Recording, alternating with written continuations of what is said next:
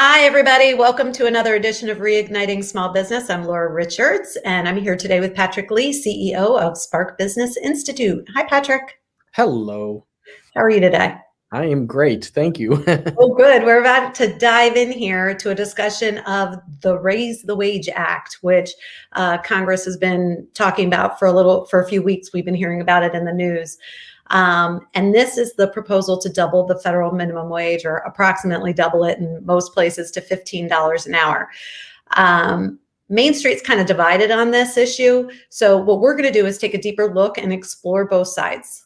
The federal minimum wage was last raised to $7.25 in 2009. Yeah, pretty crazy. So it's been 12 years since we've had a federal adjustment. Now, states pay different all over the map there. So not everybody is at that federal minimum wage, but still just over 1 million workers earned wages that were at or below the minimum wage in 2020, according to the Bureau of Labor and Statistics. Yeah, and there's an argument for and an argument against this increase. And the thing that sort of stands out to me as you were just introducing this thing is, in 2009, it was $7.25. I mean, that's even hard to think about. So when we start talking about, $15 an hour minimum wage, that almost sounds more realistic in some ways. But let's start with the arguments against this increase, okay? And so as a small business owner, I think, coming on the heels of the pandemic, right? I think a lot of these small businesses have sort of gotten used to this concept of being afraid, are we even going to last another year? Are we even going to be here? Because that's what the pandemic basically did, is get everybody particularly aware of the fragility of their businesses, right? And you can make the argument this is a particularly bad time for employers to have their labor costs increase by up to 100% without a significant disruption to their business. And there's still a time of uncertainty. We don't know what the new normal really is. And as we're sort of emerging from this, there's a lot of uncertainty, a lot of worry. So, if that federal minimum wage moves to $15 an hour, many of these businesses probably aren't going to be able to handle those increased expenses. So, what does that mean? Well, there's going to be some layoffs. There may have to be some automation or outsourcing that could lead to permanent job loss and maybe even some business closures, probably some business closures. According to a CNBC SurveyMonkey small business survey, they're saying that it could result in 1.4 million fewer jobs, with maybe up to a third of small businesses actually anticipating laying off workers. So, you can make the argument in the long run, this is going to settle out. There'll be a rebound with increased prices when the businesses begin to acclimate. But I think that short-term consequence is where we're really having the argument. Wait a minute, we're coming out of COVID. Main Street is all disrupted. We don't know what any of this looks like, and you're going to potentially double our employment rates. It's scary. Absolutely. You can see that. If all of a sudden we said we're going to double your rent, a lot of businesses would go, whoa, we can't afford that. And labor is one of your biggest expense categories. So, but let's look at the argument and support. The $15 minimum wage would raise the wages for 27 million Americans. It would lift nearly a million Americans out of poverty, and it would raise the aggregate wages for low-wage workers by over $300 billion in the next 10 years. Amazing. Big numbers. So the same survey that you quoted, the CNBC SurveyMonkey Small Business Survey, also said nearly 2/3 of Americans support the wage increase. So very popular. And 40% of those strongly back the proposal. In Florida, voters passed an amendment last November to raise the minimum wage, which is now at $8.56 to $15 by 2026. And this September, it moves to $10. And I think that's what that's showing you is that, there's already areas of the country, and we'll talk more about this as we move on, that are embracing the idea that, wages haven't kept up with the cost of living and there needs to be change. So many of the country's largest companies are already also supporting it. Chipotle came out with something last week saying they're going to pay off their employees starting at $15 an hour. You think about the Walmarts of the world, right? they are in front of it because they have to pay this much to get employees. So, there's some business forces that are at play in this stuff. So those big companies that are already paying at or near $15 an hour are proponents because they believe it will help worker productivity, reduce turnover, and put money back into the economy. Yeah. And there's a geographical component to this too. Think about small business owners, say in the Pacific region, Alaska, California, Hawaii, Oregon, Washington, the Mid-Atlantic, New Jersey, New York, Pennsylvania. Those areas are some of the most supportive of that $15 minimum wage. And also some of the most likely to say that they won't have to actually raise wages or lay off workers in order to comply with the proposed change. And the reason for that is they've already moved along this. The market itself is forcing a increase. So maybe there's not a federally mandated number, but if you want to get the type of employees that you need in your business, if you want to attract that talent and you want to keep talent, your wages are higher. I had a postcard, a big postcard, arrive in my mail actually yesterday, and I took note of it because it was I hadn't seen it before. It was such an interesting thing. It was a very nicely done postcard from a farm, and it said, we are X farm, and we are looking to hire and add people to our team. And then in big numbers, it had $17.35 to $20.50 hourly rate, and then it had a little tagline that says, if you're not looking, please pass this on to a neighbor or a friend, right? So you can see how hard they're trying to find this talent, and they're willing to pay. I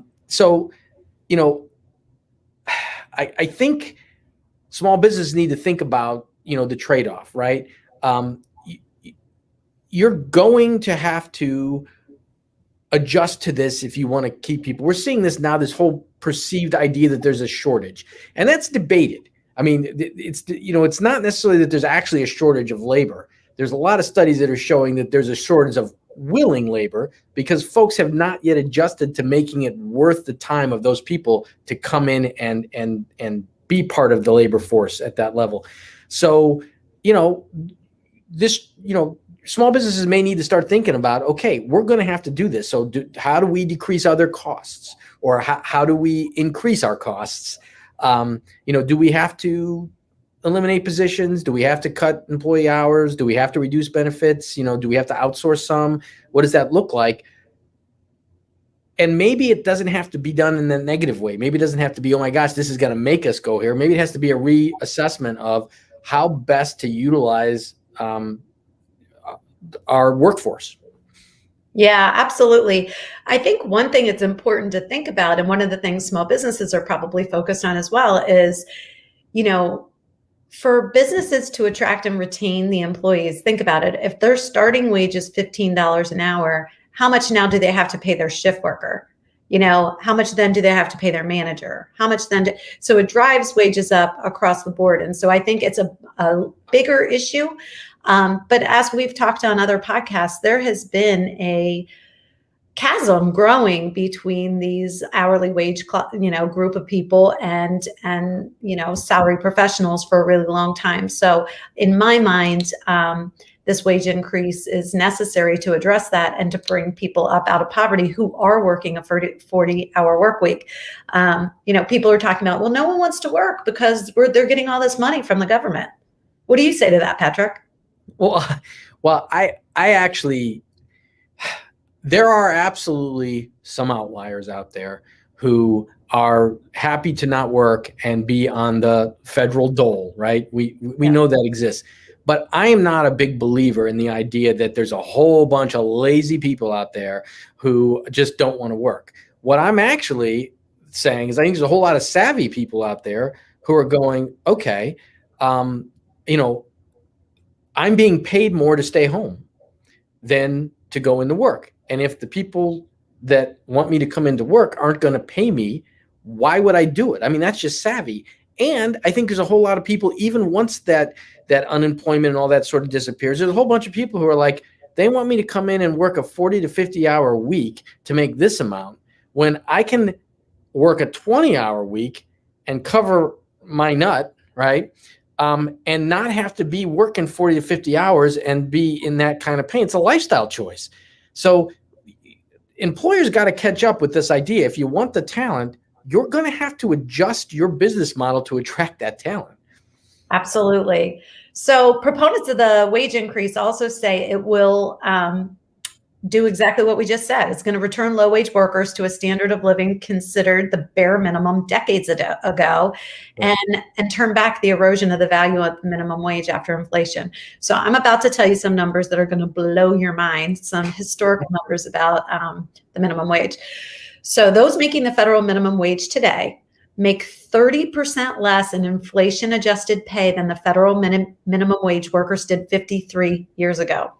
So according to a senior economist at the Economic Policy Institute in Washington, D.C., if the minimum wage had kept pace with labor productivity since 1968, the minimum wage would have been $21.69 in 2020 and would be $23.53 in 2025. So we're a far cry trying to get to $15 from where we would have to be to make us the same as 53 years ago if we were an hourly worker. Yeah.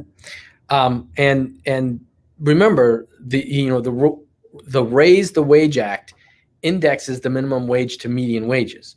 Okay. By simply establishing regular, predictable increases to the minimum wage that are linked to overall wage growth. So this proposed legislation will improve the ability of the minimum wage to reduce inequality. So if we're talking about, as a country, the fact that massive gap between the wealthy and the not wealthy that has been growing and growing and growing to the point where a lot of sociologists and economists and others are saying this is endangering our entire system. If that is a concern of ours, then the idea that we're just simply going to raise that indexed number, right, to reverse decades of growing pay inequality, to a level and to a system that would prevent any future growth in the gap, that makes a lot of sense.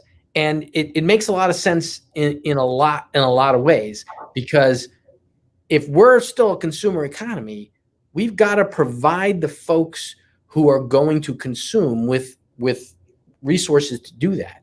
Because we all know that when the wealth tends to go up to the top, they just accumulate it. They're not spending it. So some of that's got to be spent by these folks down here. So I look at it and I'm saying, we haven't had a minimum wage increase since 2009. These predictable increases are probably warranted, and they probably wouldn't be as painful if we just kept up with them. So a couple of things that stand out to me here. One is, I think small businesses and Main Street have lost their way a little. It used to be that they were leading the wage index, right? They were providing better wages and better earnings for these type of workers, right? You could get a better wage going and working for Clements Hardware in your local town than you're going to work for Walmart. So it's a little bit scary that we see this massive shift right now where the Walmarts and Chipotles and these big people are already endorsing this.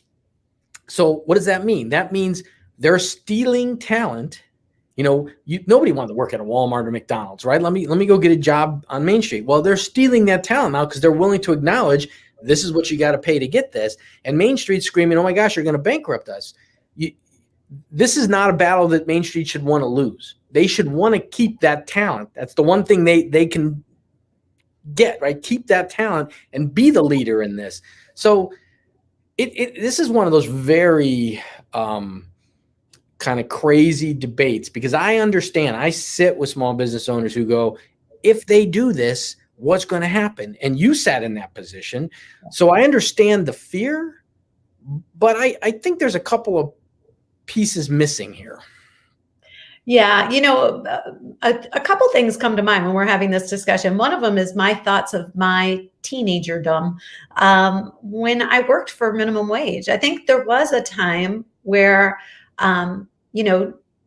teenagers, first job holders made up a lot of the people who were on minimum wage. The Mhm. fact that we have whole families trying to exist on minimum wage now, that's just a fact. I like that the idea of actually providing a wage that's a living wage. I don't even know if $15 an hour, would put somebody above the poverty line. I haven't done that much of a deep dive. My guess is it's the bare minimum, at best. But we got to start somewhere. And if that means that people have to pay more to have the experiences they're having, then, I think it will all kind of zhuzh out. What's your thought? I love the word "zhuzh." Thank you. I never knew that word till you told me it. But I think small businesses don't recognize their own resilience. They are so used to rolling with these big waves that they are too small of a boat to supposedly be on the water, but the wave comes through and they all rebound and they're resilient and all. And I think there's a whole lot of things to think about here. One is, if you pay more and you get better talent, does that better talent actually make up for the fact that maybe instead of 10 people on your staff, you now have 7? If that's 7 of more talented, more productive, more reliable, does that make up for the 3 extra unreliables that were there, right?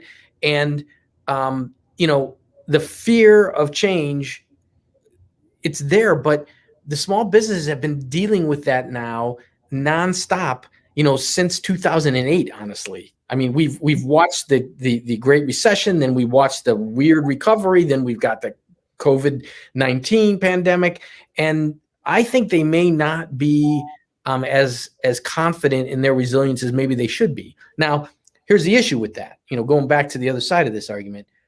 Okay, that's probably very true for a lot of Main Street, Patrick. Thank you so much for pointing it out.